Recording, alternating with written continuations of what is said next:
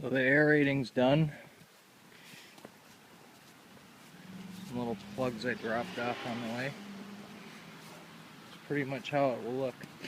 You'll have deeper, bigger, longer plugs if your grass isn't as thick. See, some of them are look almost like little goose poops. But the thinner the grass you have, the deeper that thing will go into the ground. I have such thick grass that it doesn't go in real deep.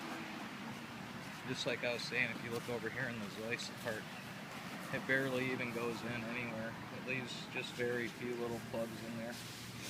But the rest of the yard, the bluegrass, it does pretty good.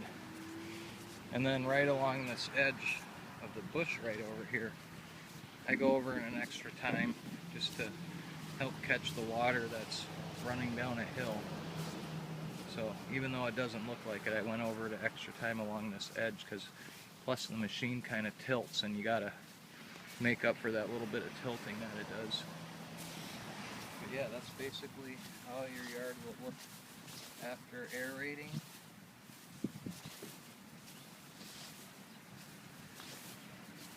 Just lots of little plugs. Now the next thing I'm going to do is throw a thin layer of dirt on these thin spots and some grass seed.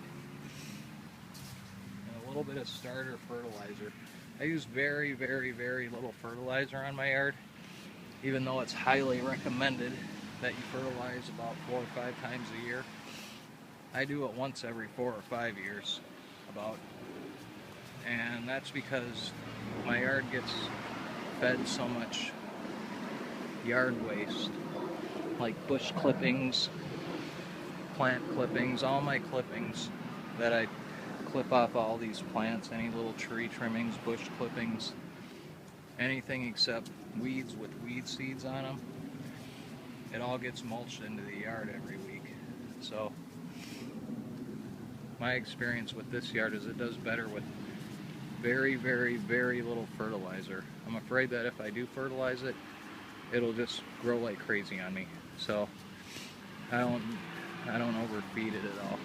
Some yards do a lot better with more feedings and regular feedings, but I don't know why. I just never had any problems with this yard except some weeds, like everybody does.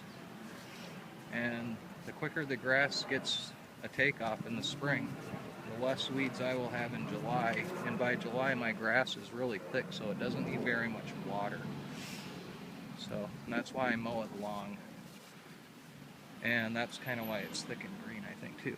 So now I'm going to fill in these thin spots along here, like that, and this, and these. Just a little bit of dirt and seed and organic fertilizer, organic starter fertilizer. And that's about it. And after I get the seed and dirt on, another thing that's really important about seeding is that you use really high quality seed. What I like to use is the very best stuff I can get my hands on, which this is bluegrass seed right here. It's all bluegrass. You can see the label. Oops, it's upside down. Probably doesn't get in focus, but it's all Kentucky bluegrass, and that's what I use on my yard. I'll use a little bit of this in the shady spots.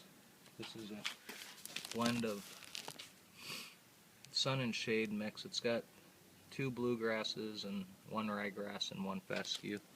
This does a little better in shade. I'll put a little bit of that out in the shady spots, or in corners, or dark spots, or right along the bushes. I might put a little there. Okay, I'll show you what it looks like after I get some dirt and seed on it and fertilizer, and that'll be it for today, I think.